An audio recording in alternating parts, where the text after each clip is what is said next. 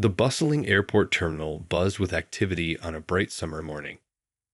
Among the crowd of hurried travelers and rolling suitcases, a young boy walked with a spring in his step, his eyes wide with wonder as he took in the sights and sounds around him. This wasn't just any ordinary trip for the 11-year-old. It was his first time flying in first class, and more importantly, it was on one of his father's flights. His dad wasn't just any airline pilot. He was one of the few black captains at National Airways, a fact that filled the boy with immense pride. Every time he saw his father in that crisp navy uniform with 4 golden stripes on the shoulders, his chest swelled with admiration. Today was extra special because after months of arranging schedules and permissions, his father had finally managed to get him a first-class ticket on one of his routes. The boy had spent the previous night too excited to sleep, packing and repacking his backpack. He'd carefully chosen his favorite books, his tablet loaded with games, and even wore his best clothes, a neat blue collared shirt and khaki pants that his mom had ironed to perfection. "You're representing your father today," she had said with a warm smile as she adjusted his collar that morning. As they walked through the terminal, his father pointed out different aircraft through the massive windows, sharing interesting facts about each one. "See that one with the curved wingtips?" he'd say, his eyes lighting up. "Those help save fuel by reducing drag." The boy soaked up every word, asking questions that made his father beam with pride. When they reached the premium lounge area, his father had to leave for the pre-flight briefing with his crew. "Now remember," he said, kneeling to eye level with his son, "you can get some snacks from the buffet, and I'll see you on board in about an hour." He straightened his son's shirt one last time and added with a wink, "Save some of those chocolate cookies for me." The boy found a comfortable spot near the window where he could watch planes take off and land. He pulled out his favorite book about space exploration. He'd been dreaming of becoming either a pilot like his dad or an astronaut. The lounge was peaceful compared to the busy terminal outside, with soft classical music playing in the background and the gentle clink of coffee cups. He was so absorbed in his book that he barely noticed the curious glances from other passengers. The pristine lounge, with its leather armchairs and elegant decor, wasn't used to seeing many young travelers, let alone young black children on their own. But the boy was in his own world, alternating between reading his book and watching the planes, occasionally making notes in his small notebook about different aircraft he spotted. His father had taught him to carry himself with dignity and confidence, no matter where he was or who was watching. "You belong wherever your dreams take you," his dad would often say. So there he sat, in his pressed clothes with his first-class ticket tucked safely in his shirt pocket, exactly where he was supposed to be, entirely unaware of the storm that was about to break around him. The morning light streamed through the tall windows, casting long shadows across the lounge's plush carpet. In less than an hour, this peaceful scene would transform into something entirely different.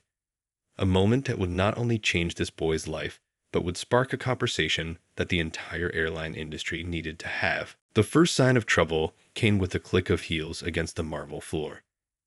A flight attendant, her uniform perfectly pressed and her blonde hair pulled back in a tight bun, had been watching the boy for the past 15 minutes.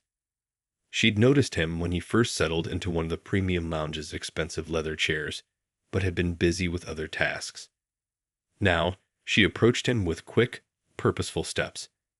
"Excuse me," she said, her voice carrying a sharp edge despite its artificial sweetness. "This area is for first-class passengers only." She stood over him, one hand on her hip, the other clutching a tablet. The boy looked up from his book, slightly startled but composed, just as his parents had taught him to be in uncomfortable situations. "I have a first-class ticket," he said politely, reaching for the ticket in his shirt pocket. But before he could pull it out, the flight attendant cut him off. "I find that hard to believe," she said, her voice growing louder, drawing attention from nearby passengers. "How would someone like you have a first-class ticket?" The way she said, "someone like you," made several passengers shift uncomfortably in their seats, though none spoke up. The boy tried again, his hands slightly trembling as he pulled out his ticket. My dad arranged it. He's actually they. But the flight attendant wouldn't let him finish. She barely glanced at the ticket he was holding out. That needs to be verified. She interrupted, her lips pressed into a thin line. This is a restricted area, and we've had issues with people trying to sneak in. She tapped something into her tablet, probably calling for backup. The boy's heart was racing now, but he remembered what his father always told him. Stay calm, speak clearly, and know your rights. He sat up straighter and said, Please, just look at my ticket. Everything is in order. More passengers were watching now. An elderly man behind his newspaper. A businesswoman pausing mid-sip of her coffee. A couple whispering to each other. The air in the lounge grew thick with tension. The flight attendant's radio crackled. Security is on their way, she announced, loud enough for everyone to hear, as if she was making an example of him. The boy's mouth went dry. He'd done nothing wrong, but suddenly he felt like a criminal. He thought about texting his dad, but he didn't want to disturb him during the pre-flight preparations. I can handle this, he thought to himself, even as his stomach turned into knots. His father had warned him that sometimes people would treat him differently, but experiencing it firsthand was something else entirely. 2 security guards appeared at the lounge entrance, their uniforms dark and imposing. The flight attendant waved them over with a triumphant look. This young man, she said, emphasizing each word, claims to have a first-class ticket, but he won't show proper documentation. That's not true, the boy protested, his voice cracking slightly. I've been trying to show my ticket, but she won't look at it. He held out the ticket again, his hand shaking more visibly now. The security guards exchanged glances. One of them, a burly man with a mustache, reached for the boy's arm. Come with us, son. We'll sort this out outside. His grip was firm, unnecessarily so. Nearby, a man in a business suit finally spoke up. Hey, maybe we should just check his ticket first. But his weak intervention came too late. The situation had already spiraled out of control. The boy felt tears threatening to form in his eyes, but he blinked them back. He wouldn't cry. He wouldn't give them that satisfaction. He knew his father would appear soon for the boarding call. He just had to hold on until then. What nobody in that lounge realized was that in just a few minutes, their comfortable morning routines would be completely disrupted. The true story was about to unfold, and it would be nothing like what the flight attendant expected. The situation in the premium lounge had turned into a spectacle. The security guard's grip remained tight on the boy's arm as he tried to explain himself. Other passengers watched the scene unfold, some recording with their phones, others pretending to look away while stealing glances over their magazines and laptops. Please, just check my ticket, the boy pleaded again, his voice steady despite his racing heart. He'd been raised to handle difficult situations with dignity, but this was testing every lesson his parents had taught him. The security guards exchanged looks, but the flight attendant stepped between them and the ticket the boy was still holding out. We have procedures, she insisted, her voice getting louder. We can't just let anyone walk in here claiming they have a first-class ticket. This area has rules. She emphasized the word rules as if it justified everything happening. A young woman sitting nearby finally stood up. This is ridiculous, she said, walking toward them. The boy's been quietly reading his book for the past hour. Why don't you just look at his ticket? But the flight attendant waved her off with a dismissive hand gesture. The second security guard, who had been quiet until now, reached for his radio. We should probably take him to the office to sort this out, he suggested, already starting to guide the boy toward the lounge exit. The boy's backpack slipped from his shoulder, his spacebook falling to the floor. The first business class passengers were starting to arrive for the flight, creating an audience for this unfolding drama. They walked in with their rolling suitcases and stopped, surprised by the scene before them. The boy felt his face growing hot with embarrassment, but he remembered his father's words. Never let them see you break. My dad's the pilot, the boy said, his voice cracking slightly. He's flying this plane today. If you just wait a few minutes. The flight attendant actually laughed at this. Oh, now you're claiming your father is the pilot. Her voice dripped with disbelief. This is exactly why we have to be strict with our security protocols. She turned to the other passengers as if seeking their approval. But the mood in the lounge had shifted. More people were standing up now, uncomfortable with what they were witnessing. The young woman who had spoken up earlier pulled out her phone, openly recording the situation. I'm going to post this, she announced clearly. This is completely unacceptable. The boy tried one more time to reach for his fallen book, but the security guard pulled him back. Stand still, he ordered, his tone harsh. The book lay there, its pages bent under its own weight, the cover showing a beautiful image of the stars above Earth. Just then, the lounge doors opened again. The sound of confident footsteps filled the suddenly quiet room. The boy felt relief wash over him. He recognized those footsteps. He'd heard them every morning coming down the hallway at home, heading for the kitchen to make coffee before dawn. Several passengers gasped. The flight attendant's face changed from smugness to confusion, then to something else entirely. The security guards' grips loosened slightly as they turned to look at the new arrival. There in the doorway stood an airline captain in full uniform, his 4 stripes gleaming on his shoulders, his hat tucked under his arm. His face was a mixture of shock and barely contained anger as he took in the scene before him. His son, held by security guards, a fallen book at his feet, and a crowd of passengers watching in stunned silence. The next few moments would change everything, not just for everyone in that lounge, but for the entire airline industry. The truth was about to emerge, and with it would come consequences that nobody, especially the flight attendant, had anticipated. The captain's presence filled the entire lounge. His footsteps, measured and deliberate, echoed against the marble floor as he approached the group. The security guard's hands fell away from the boy's arms as if they'd been burned. The flight attendant's face had turned pale, her tablet clutched against her chest like a shield. What?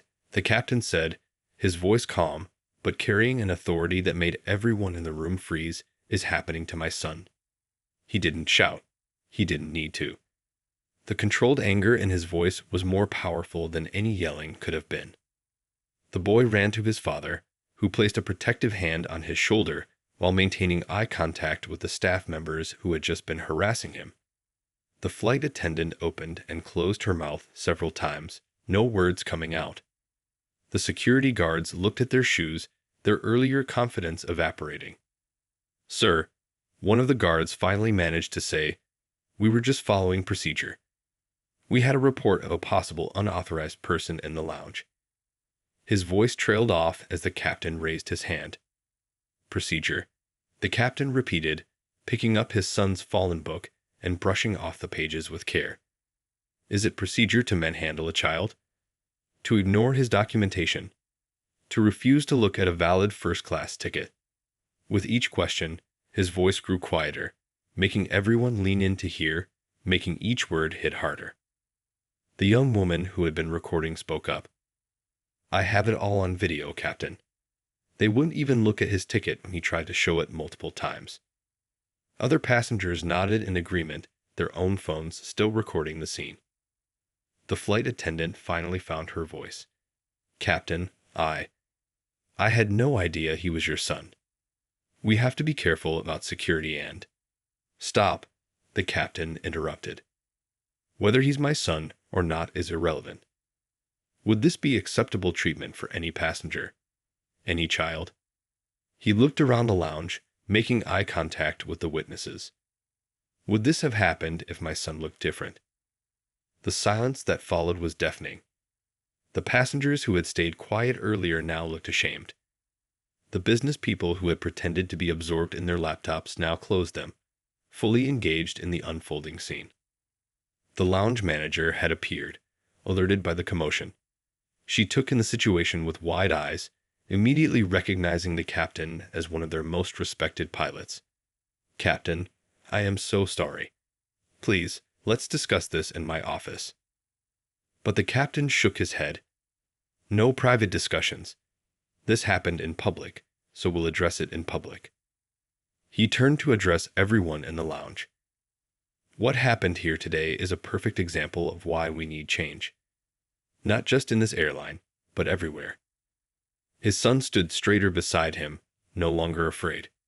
The flight attendant had started to cry silently, perhaps finally understanding the magnitude of her actions. One of the security guards had removed his cap, holding it in his hands like a confession. "I'm supposed to be flying this plane in 40 minutes, the captain continued. "I'm supposed to be responsible for all your lives. But right now, I need to know, how can I trust a crew that treats passengers this way? That jumps to conclusions. That ignores basic human dignity." A passenger stood up, an elderly businessman in an expensive suit. "Captain," he said, "I think I speak for everyone here when I say we'd rather wait for a new flight attendant than fly with someone who showed such poor judgment. We all witnessed a grave injustice today." The captain looked at his watch, then at his son, then at the flight attendant. The next few minutes would determine more than just who would be on this flight. They would set in motion changes that would ripple through the entire airline industry. The next few minutes in the premium lounge felt like watching a movie in slow motion. The airline's regional manager had been called and was now rushing through the door, his tie slightly crooked, clearly having dropped everything to handle this situation. Behind him, 2 more airline officials followed, their faces serious as they took in the scene. The flight attendant stood frozen, tears still streaming down her face, her previous arrogance replaced by the crushing weight of realization. Her hands trembled as she held onto her tablet, which now seemed more like evidence of her actions than a work tool. "Captain," the regional manager began, slightly out of breath, "I just got briefed on what happened. Please accept our deepest." The captain raised his hand, cutting off the apology. "Before we discuss anything else," he said firmly, "I want my son to speak." He turned to the boy, who had been quietly standing beside him. "Son, tell everyone how this made you feel. Don't hold back." The boy took a deep breath, and when he spoke, his voice was clear and strong, just like his father's. "I was scared," he admitted, looking directly at the flight attendant and security guards. "Not because I did anything wrong, but because nobody would listen to me. Nobody would even look at my ticket. It felt like—" He paused, choosing his words carefully, "like I didn't deserve to be here because of how I look." Several passengers wiped tears from their eyes. The young woman who had recorded everything was still filming, her hand covering her mouth. The security guards looked like they wanted the ground to swallow them whole. "I've been excited about this trip for weeks," the boy continued. "My dad is my hero. He flies planes, and today I was supposed to fly with him for the first time. Instead, I got treated like a criminal for reading a book about space." The regional manager's face had turned red. He turned to the flight attendant. "Hand over your credentials. You're suspended effective immediately." Then to the security guards, "You two, your supervisor will be contacted." But the captain wasn't finished. "That's not enough," he said firmly. "Suspensions and apologies don't fix the real problem. My son just taught us all a valuable lesson about prejudice and assumptions. Now, what are we going to do about it?" The elderly businessman who had spoken earlier stood up again. "I'm on the board of several companies," he announced. "Captain, if your airline is serious about making changes, I'd like to help fund a complete overhaul of staff training programs." Others began speaking up too. A teacher in the lounge offered to create educational materials. A diversity consultant on her way to a conference handed out her business card. What had started as a horrible incident was transforming into something unexpected, a moment of real change. The flight attendant, who had been silent, suddenly spoke through her tears. I never thought of myself as prejudiced," she whispered. "But today, I saw myself clearly for the first time. I didn't just fail at my job, I failed as a human being. Her words hung in the air, raw and honest. The boy looked up at his father, then did something extraordinary. He walked over to his fallen book about space, picked it up, and held it out to the flight attendant. This book talks about how astronauts in space see no borders on Earth, he said. Maybe you should read it. The regional manager cleared his throat, clearly moved. Captain, we need to make a decision about today's flight. Given the circumstances. The captain checked his watch again. They were already behind schedule, but something more important than an on-time departure was happening in this lounge. Sometimes, the most significant changes come from the most painful moments. The next steps they would take wouldn't just affect one flight or one airline. They would ripple out into the world, touching countless lives. And it all started because a boy wanted to fly with his father. The immediate aftermath of the incident swept through the airport like a wave. Within minutes, the airline's PR team had arrived at the lounge, trying to manage a situation that was already spreading across social media. Phones buzzed throughout the terminal as the video of what happened started gaining views and shares. The regional manager stood in the center of the lounge, speaking rapidly into his phone. "Yes, sir, the CEO needs to know about this right away," he was saying, his forehead dotted with sweat. "The video is already trending." "No, sir, this isn't something we can sweep under the rug." Meanwhile, the captain had taken his son aside to a quiet corner. He knelt down, straightening the boy's collar, a gesture of normalcy in a situation that was anything but normal. "Are you sure you still want to fly today?" he asked softly. "We can go home if you want." The boy looked at his father, his eyes showing a wisdom beyond his years. "Dad," he said, "if we go home, nothing changes. But if we fly today, maybe it helps change things for other kids like me." His father pulled him into a tight hug, pride overwhelming him. Other passengers had formed small groups, discussing what they'd witnessed. The young woman who had recorded everything was now showing her phone to a journalist who happened to be traveling that day. "This needs to be more than just another viral video," she insisted. "This needs to lead to real change." The suspended flight attendant sat alone, her face in her hands. An older flight attendant, who had just arrived for the next shift, sat beside her. 20 years ago, the older woman said quietly, "Something similar happened to my nephew. I did nothing then. We all need to do better now." The airline's ground staff had begun rebooking passengers who wanted to take different flights, but surprisingly, most chose to stay. "I want to fly with this captain," one passenger declared. "A man who handles injustice with such dignity is exactly the kind of person I trust with my safety." The boy's spacebook had become an unexpected symbol. It sat on a nearby table, slightly bent from its fall, but still intact. A young girl, maybe 7 or 8, walked over to look at it. "My dream is to be an astronaut," she told the boy shyly. "People say girls can't do that, but your dad's a pilot, even though people probably said he couldn't do that either." The security guards had been replaced by new officers who were now apologizing to both father and son. One of them, an older officer, removed his badge. "I've been doing this job for 15 years, he said, "and today made me realize I need to retrain myself from scratch." The regional manager finally finished his phone call and approached the captain. "Sir," he began, "the CEO would like to speak with you personally after the flight. He's also asking," he paused, looking at the boy, "if your son would be willing to help us design new training programs. We need to see things through the eyes of those we failed." The atmosphere in the lounge had transformed. What began as a place of discrimination had become a space for reflection and commitment to change. People who had been strangers an hour ago were now exchanging contact information, making plans to stay in touch, to work together for change.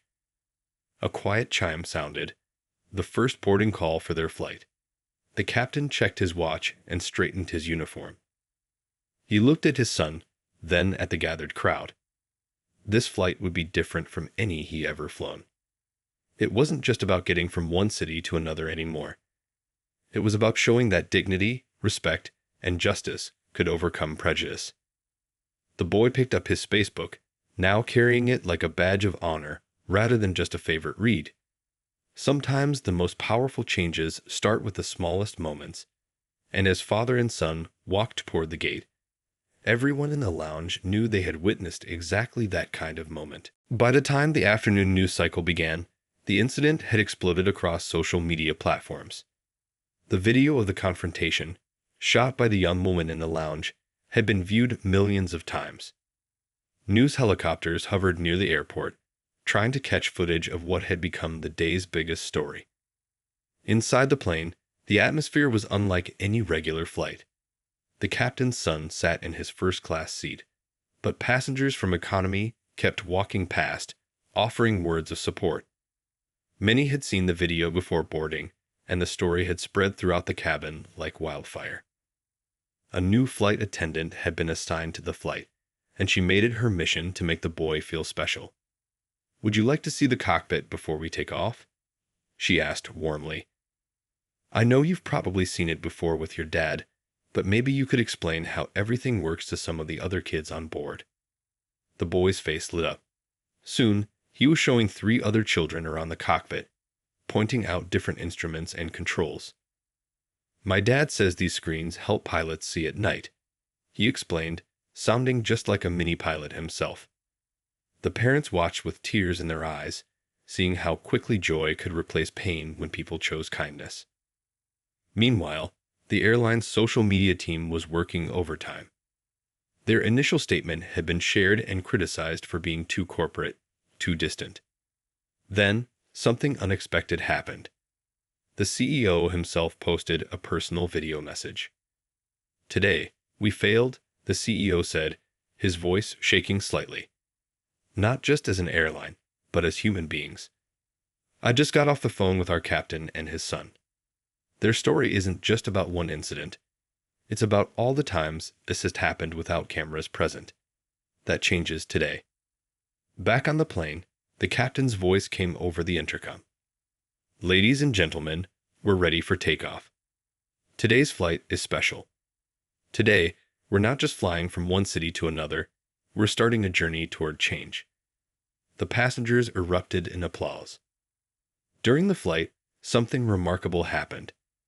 Passengers began sharing their own stories. A businessman in first class talked about how his daughter faced discrimination at school. A teacher from economy shared how she was changing her curriculum to address prejudice. The plane had become more than just a metal tube in the sky.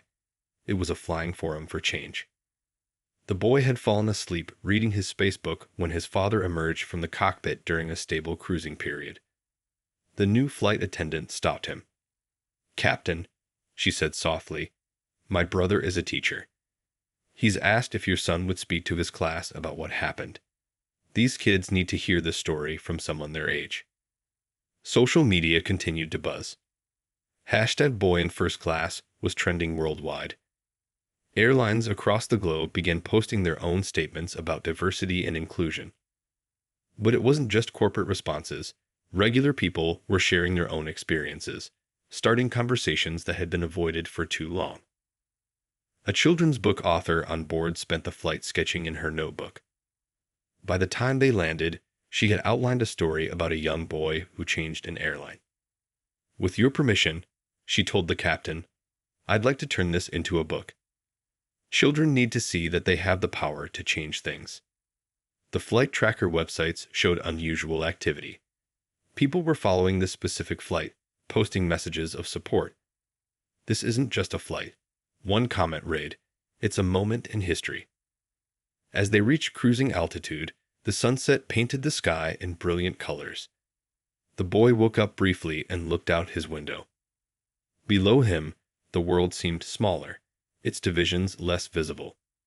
Just like in his spacebook, up here, there were no borders, no prejudices, just the simple truth that everyone deserves respect and dignity.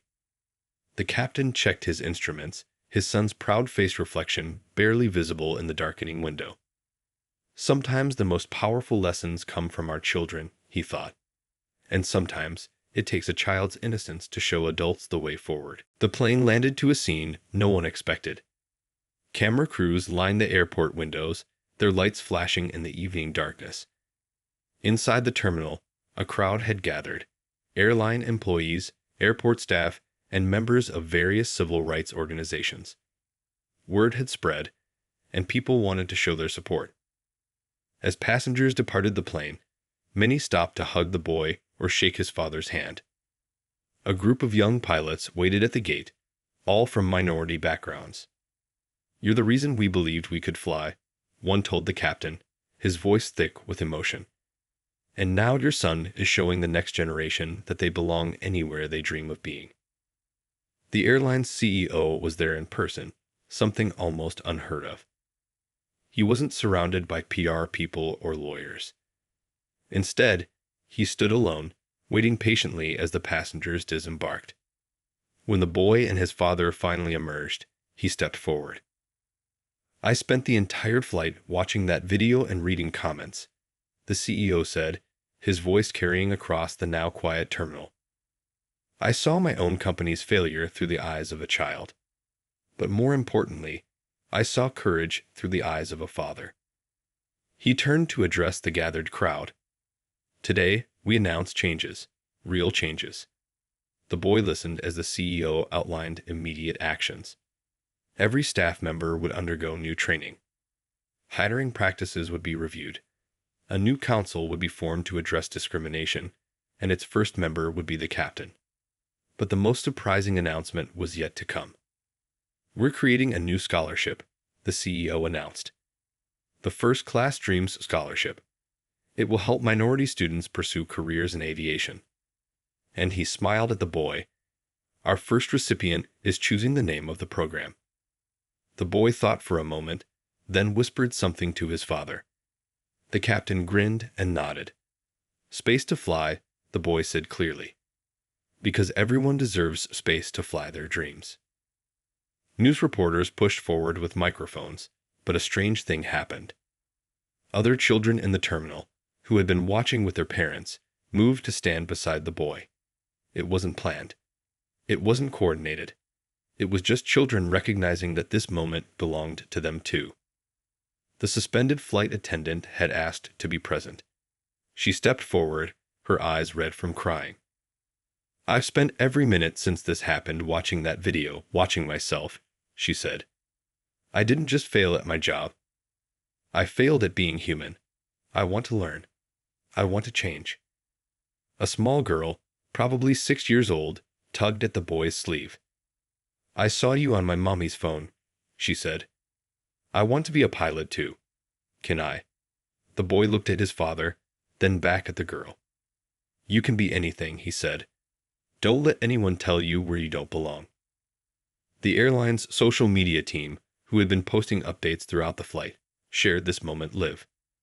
Within minutes, #SpaceToFly was trending higher than the original incident video. People weren't just angry anymore, they were hopeful.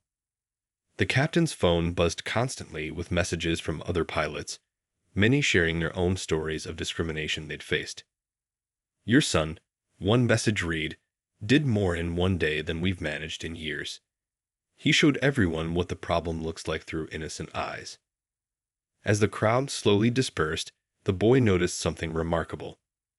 The airport bookstore had already put his beloved space book in their front window, with a sign that read, "Dreams have no boundaries." Beside it, they'd placed books about aviation history, civil rights, and children changing the world. The CEO had one final announcement. "Tomorrow," he said, "every flight will begin with a new announcement. It will remind passengers and crew that respect isn't first class or economy, it's human class." The boy clutched his spacebook, looking around at the scene he helped create. Sometimes the biggest changes start with the smallest moments, and sometimes it takes a child's courage to teach adults the simplest lesson. Everyone deserves space to fly. 1 year later, the airport looked very different. The premium lounge where everything had happened now displayed a large photo on its wall. A young boy holding a spacebook, standing next to his father in a pilot's uniform. Below it, a simple phrase read, "Dreams have no boundaries." The boy, now 12, stood at a podium in the airport's main conference room. He had grown taller, more confident, but still carried his beloved spacebook everywhere. Today, he was speaking to the first graduating class of the airline's new training program. "A year ago, I was just a kid who wanted to fly with his dad," he began, his voice clear and strong. "I didn't know that day would change so many lives." The audience, filled with airline staff, new recruits, and industry leaders, listened intently. The changes had been remarkable. The airline had completely transformed its training programs. Every new employee now went through what they called the Space to Fly experience, a program designed with input from the boy himself. It wasn't just about rules and procedures. It was about seeing humanity in every passenger. The former flight attendant who had caused the incident sat in the audience. After her suspension, she had done something unexpected. Instead of leaving the industry, she had asked to be part of the solution. Now she traveled to schools, sharing her story as a lesson in how prejudice can blind us and how admitting mistakes can lead to growth. "The best part," the boy continued, gesturing to a group of young people in the front row, "is seeing all the kids who applied for the Space to Fly scholarship.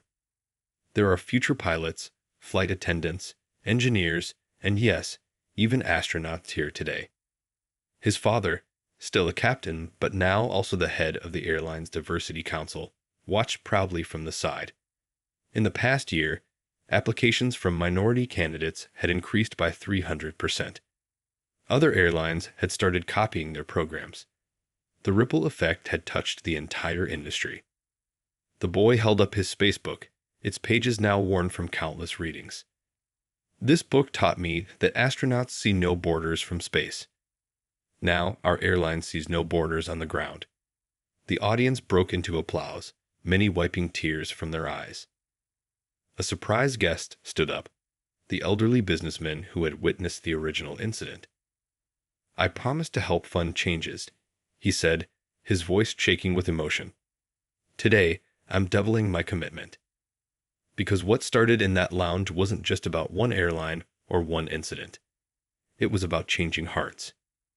The young woman who had recorded the original video was there too, now working as the airline's social media director. "That video has been viewed over 50 million times," she shared. "But more importantly, it sparked thousands of conversations that needed to happen."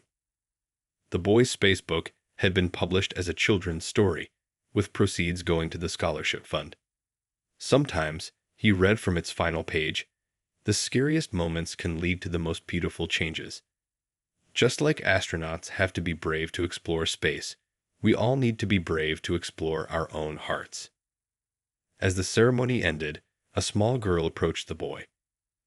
"I got accepted into flight school because of your scholarship," she said shyly. "Thank you for making space for my dreams." The boy hugged her, remembering how it felt to be told he didn't belong. The airport terminal now had a wall of dreams, where passengers could write their hopes for the future. Among thousands of colorful notes, one stood out. "Thank you for teaching us that first class isn't about where you sit, but how you treat others." The boy's father put his arm around his son as they walked through the terminal. Behind them, a new group of diverse airline staff was starting their training. Above them, planes took off into the endless sky. And in the boy's hand, his spacebook reminded everyone that sometimes the biggest changes start with the smallest moments. Because in the end, this wasn't just a story about an incident in an airport lounge. It was about how one brave child's experience opened up space for everyone to fly toward their dreams.